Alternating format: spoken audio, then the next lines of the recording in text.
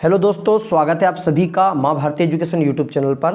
आज हम करेंगे एसएससी जीडी में आए हुए क्वेश्चन जो कि क्षेत्रमिति में बहुत ही इंपॉर्टेंट क्वेश्चन है और उनको हम बेसिक कॉन्सेप्ट के साथ में हल करेंगे। चलिए का क्वेश्चन दिख रहा है कि 112 सेंटीमीटर, 44 सेंटीमीटर, 25 सेंटीमीटर वाले एक ठोस धातु के बने आयताकार ब्लॉक को पिघलाया जाता है। 35 सेंटीमीटर त्रिज्या वाले एक बेलन के रूप में डाला जाता है। सबसे पहले ऐसे क्वेश्चनों में करना क्या है कि आपको ये देखना है कि इसमें बनाया किससे है, यानी कि किसको बनाया गया है, ये विशेष देखना है ना भैया। तो यहाँ क्या देखेंगे हम, किसको किस में बनाया है, तो यानी कि बेलन को। तो जो बेलन बनाया गया है ना, चलेगा, क्लियर है ना। ले लेते हैं हम, क्या बनाया गया है, बेलन। तो यहाँ सबसे पहले आपको लिखना है कि बेलन का आयतन, क्या लिखना है, बेलन का आयतन, बेलन का आयतन बराबर किसका आयतन, घनाभ का आयतन।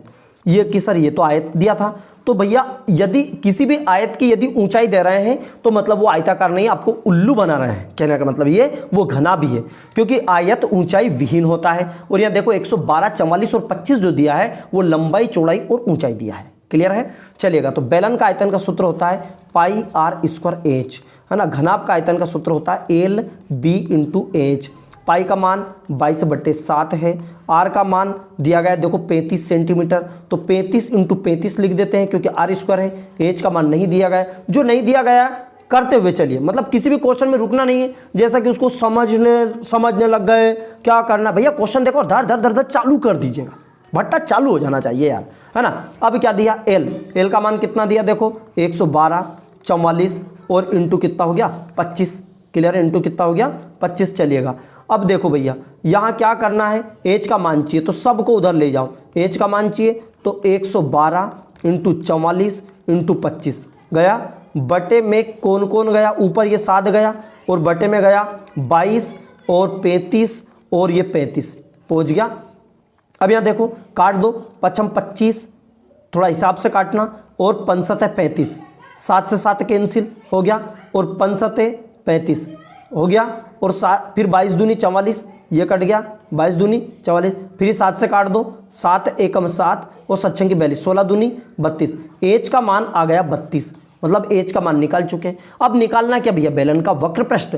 तो बेलन का वक्र पृष्ठ का सूत्र क्या होता है, चलिएगा स्लाइड ले लेते हैं। बेलन का जो वक्र पृष्ठ होता है वो होता है 2 पाई आर एच। क्या होता है, 2 पाई आर एच। मान रख दीजिएगा 2 गुना 22/7, आर का मान 35 है, एच का मान कितना दिया गया है, देखिए अभी निकाल चुके हैं आप 32, और ये कितना हो गया 7 पंजे 35 हो गया। अब गुना कर दो, 5 दूनी 10 हो गया 10, 10 गुना 22 गुना 32 करेक्ट है। अब क्या कर देंगे, गुना कर देंगे, 220 हो गया, इंटू कितना हो गया 32 हो गया, गुना कर दो, 0 का 0, 32 दूनी 64 का 4 हासिल 6, 32 दूनी 64 और 6 70, अर्थात 70 40।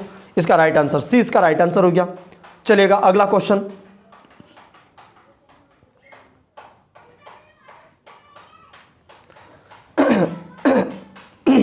अगला क्वेश्चन है सॉरी, एक समबाहु त्रिभुज का परिमाप 36√3 दिया है, इसकी ऊंचाई ज्ञात कीजिए। जैसा क्वेश्चन दिया है, समबाहु त्रिभुज दिया है सबसे पहले, तो समबाहु त्रिभुज का परिमाप कितना दिया भैया, परिमाप दिया 36√3।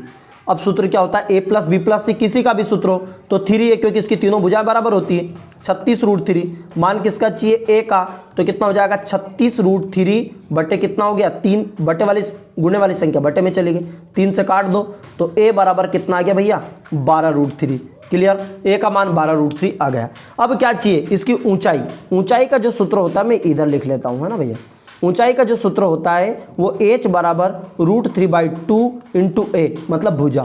तो √3/2, a का मान कितना हो गया 12√3, कितना हो गया 2 छंकी 12 हो गया, √3 3 हो गया, तो 6 गुना 3 6 18, और आंसर क्या आ गया 18 सेंटीमीटर। आई होप आपको क्वेश्चन समझ, बहुत ही इजी क्वेश्चन। बस आपको मेन बात यही याद रखना भैया, इसमें फार्मूले करना यार, जितने हो सके। क्षेत्रमिति में यदि फार्मूले क्लियर है तो मान लीजिएगा सब क्लियर है। चलेगा अगले क्वेश्चन है, क्योंकि यहां फिर बताया था, मैंने आपको पढ़ाते हुए भी बताया था कि यदि सूत्र नहीं आते हैं, फार्मूले नहीं आते हैं, तो समझ के भी ना समझ है, आप समझ के भी ना समझ है। चलेगा आगे बढ़ते हैं, इसी प्रक्रिया को आगे बढ़ाते हैं, है ना भैया। चलेगा एक त्रिभुज की भुजाएं 21, 35 और 28 सेंटीमीटर है, इसकी अंतः त्रिज्या की माप कितनी होगी। सबसे पहले जो अंतः त्रिज्या की जो माप होती है वो क्या होता है, इसका फार्मूला होता है कि जो टोटल क्षेत्रफल होता है त्रिभुज का क्षेत्रफल और उसके अर्ध परिमाप से यदि भाग लगा देते हैं तो हमें अंतः त्रिज्या की माप आ जाती है। अब इसके लिए क्या करेंगे, सबसे पहले क्षेत्रफल निकालना है। क्या निकालना है, क्षेत्रफल। अब इसका जो क्षेत्रफल निकलेगा वो निकल जाएगा आपका 1/2 आधार गुणित ऊंचाई। क्या कि सर ये कैसे पता चलेगा कि फार्मूला, एक तो इसमें 3 फार्मूले आपको बताया, हीरोन्स फार्मूला अलग है, ये ब्रह्मास्त्र हीरोन्स फार्मूला सभी के लिए, संभव त्रिभुज का अलग है √3/2 भुजा की घात 2। इसके बाद जो समकोण त्रिभुज का सूत्र होता है 1/2 आधार गुणित ऊंचाई। किसी भी त्रिभुज में यदि ऊंचाई दे दे, आपको क्या दे दे, ऊंचाई दे दे, तो मान लीजिएगा कि आपको सीधा फार्मूला लगाना है 1/2 आधार गुणित ऊंचाई। पर सर इसमें तो कुछ पता ही नहीं है, तो भैया यहां ये जो दिया गया त्रिभुज है वो समकोण त्रिभुज है। कैसे पता चला कि जो 35 सबसे बड़ी भुजा है ये कर्ण हो गई, और ये वाली जो भुजा है 21 मान लीजिएगा, है ना, और ये आधार कितना मान लिया 28। यदि कर्ण का वर्ग अन्य दो भुजा के वर्ग के योग के बराबर है तो वो हमारी समकोण त्रिभुज है। देखिए तो ट्रिपलेट को कंप्लीट कर रहा है, यहां डिजिट सम कॉन्सेप्ट लगा सकते हैं। देखिए 5 3 8 का वर्ग 64, 5 3 8 8 64 मतलब 6 4 10 हो गया, 8 2 10 1 का वर्ग, देखिए 8 2 10 1 का वर्ग करेंगे 1 आ गया, 2 और 1 3, 3 का वर्ग करेंगे 9, 9 और 1 10 अर्थात 1 के बराबर 1। ये डायरेक्टली आप पता कर पाएंगे जैसे मैं बता पा रहा हूं, करेक्ट है। तो यार समझ में आ चुका है 1/2 आधार गुणित ऊंचाई। मान रख दीजिएगा, मान रख दो फटाफट। और ये समझ में नहीं आया सर ये कैसे क्या कर लिया आपने, तो आप कमेंट कर सकते हैं। 1/2 आधार, आधार कितना कुछ भी मान लो 21 × 28 आधार गुणित ऊंचाई, इसको काट दो तो कितना हो गया 14। अब ये आ गया आपका 21 × 14, इसका गुणा मत करो, क्षेत्रफल आ गया ये। अब आपको निकालना क्या है, अंतः त्रिज्या। त्रिज्या का जो सूत्र होता है वो ये होता है कि जो क्षेत्रफल है, क्षेत्रफल में उसके अर्ध परिमाप से भाग लगा दे। किससे, अर्ध परिमाप से, तो अंतः त्रिज्या निकल जाता है भैया। तो क्षेत्रफल कितना है इनका 21 × 14, अर्ध परिमाप कितना आएगा, अर्ध परिमाप के लिए तीनों को जोड़ दो, तो जोड़ देता हूं मैं 21, इनको जोड़ दो, तीनों जो भुजाएं दी है इनको जोड़ दो। करेक्ट है, कैसे कैसे, एक तो 21 हो गया और 35 हो गया और 28 हो गया, इनको जोड़ दो, है ना। 8 5 13 और एक 14 का 4 हासिल 1, 3 2 5 2 7 और 1 8, 84 हो गया। 84 को आधा कर दो क्योंकि कुल पैरामीटर, 84 को आधा कर देंगे तो 42 अर्ध परिमाप आ जाएगा। अब इस 42 से भाग लगा देता हूं, 21 दूनी 42 और 2 सत्ते 14, अंतः त्रिज्या कितनी आ गई 7। इसका राइट आंसर हो गया। आई होप आपको क्वेश्चन समझ में आया होगा। चलेगा नेक्स्ट क्वेश्चन देख लेते हैं भैया, है ना। समझ में आ रहा तो लाइक ठोक दीजिए यार, और फटाक से पहले तो इसको वीडियो को शेयर करो यार, रोको यार, अभी वीडियो को शेयर कर दो, आप भी देख लो। अपना भला जग का भला, पहले अपना भला फिर जग का भला। वीडियो को सब्सक्राइब नहीं किया मुझे पता है, सब्सक्राइब कर दो यार जल्दी, है ना, क्योंकि अब एसएससी जीडी के पूरे क्वेश्चन आपके बनते रहेंगे। चलिएगा अगला देखो, एक त्रिभुज पार्क की भुजा 96 110 और ये दिया गया है ना। इसका क्षेत्रफल एवं समचतुर्भुज के मैदान के क्षेत्रफल के बराबर है, इसका विकर्ण 60 मीटर है, दूसरे विकर्ण की लंबाई ज्ञात कीजिए। सबसे पहले दिया क्या है, समचतुर्भुज का क्षेत्रफल, समचतुर्भुज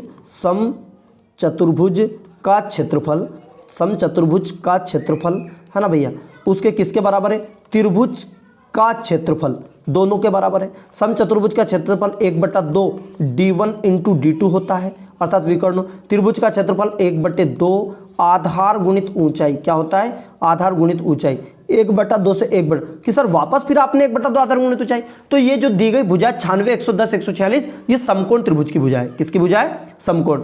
अब d1 की वैल्यू कितनी दी है, देखो 60 दिया गया है, एक भुजा दिया 60, d2 का मान निकालना है। आधार कितना दिया है, कुछ भी रख दो, 96 × 100, कुछ भी का मतलब 146 मत रख देना, 146 छोड़ के, क्योंकि कर्ण भुजा और hypotenuse is the longest side of the right triangle. जो कर्ण भुजा होती है वो समकोण त्रिभुज की सबसे बड़ी भुजा होती है, करेक्ट है। अब d2 का मान चाहिए, तो ये 60 कहाँ गया, बटे में 96 × 110 बटे आ गया 60, 0 से 0 कैंसिल, 6 से काट दो, 6 कम 6, 3 बच गया, 6 6 36। अब भैया गुना कर दो, है ना, 11 का, तो 11 छंग 66, 66 का 6 हासिल 6, है ना, 11 कम 11, 11 और 6 77, 176 इसका राइट आंसर हो गया। आई होप आपको क्वेश्चन समझ में आया होगा।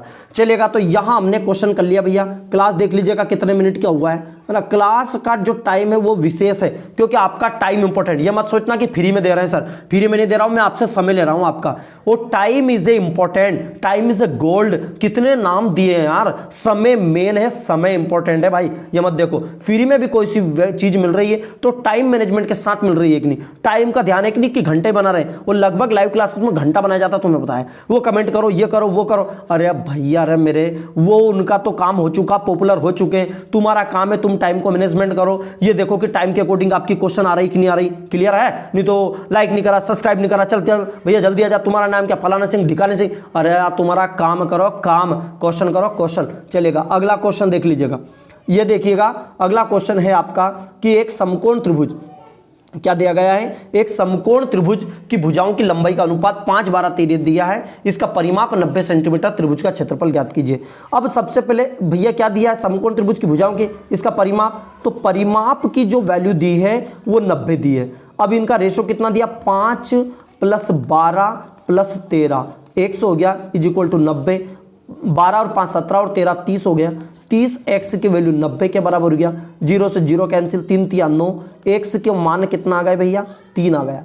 अब क्या चाहिए, 3 का गुणा कर दो, तो 15 तिया, देखिए ये 3 का गुणा कर दो, इनमें 5, 3 देखिए 5 तिया 15, एक भुजा आ गई 15, फिर 12 तिया 36 दूसरी भुजा, और फिर काट दे 13 तिया 39, ये 3 ही भुजा निकल चुकी।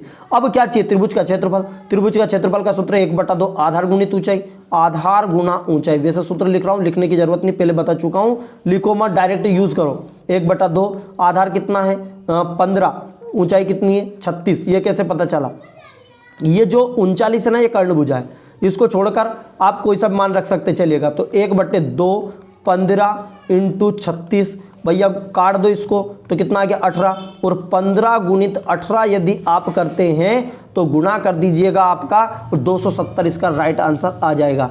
आई होप आपको क्वेश्चन समझ आया होगा, चारों क्वेश्चन आपको समझ में आए होंगे जो आज की सीरीज के क्वेश्चन थे।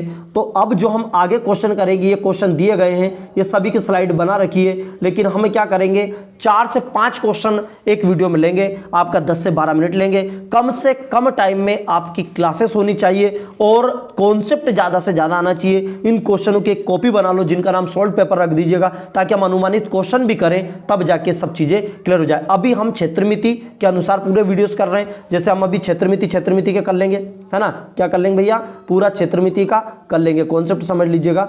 जैसे कि ये आपके क्वेश्चन रहेंगे, ये कल का क्वेश्चन रहेगा, है ना। अब देखिए, जैसे कि आप पहले क्या करेंगे, हम समझ लीजिए रूपरेखा क्या है। पहले हम क्षेत्रमिति के जितने भी शिफ्ट में आए हुए क्वेश्चन हैं उनको कर लेते हैं। इसी तरीके से त्रिकोण में जो भी आपके टॉपिक आ रहे हैं एसएससी जीडी के, टॉपिक वाइज आप पहले क्लियर कर लो। इससे क्या है, एक जैसे क्वेश्चन चलते रहेंगे, एक कॉपी आप बना लो। इसके बाद फिर हम मिक्सअप करेंगे, फिर हम देखते हैं कि माइंड का डाइवर्जन आप कितना कर पाते हैं। इसके बाद मैथ और रीजनिंग के एक साथ क्वेश्चन ले लेंगे। ओके, जय हिंद, जय मां भारती। वीडियो को लाइक नहीं किया फिर से देख लो यार, कमेंट देख लो की एक नहीं की है, लास्ट टाइम बोल के जा रहा हूं। और ये जरूर लिखिए कि क्या प्रॉब्लम है, कहां समझ नहीं आ रहा, एक एक चीज बताएं, मुझे नहीं बताएं कि शानदार सर बेहतरीन क्लास है, ये वो फलान ठिकाना, जो भी समझ आ रहा है उसे करना है। जय हिंद, जय मां भारती।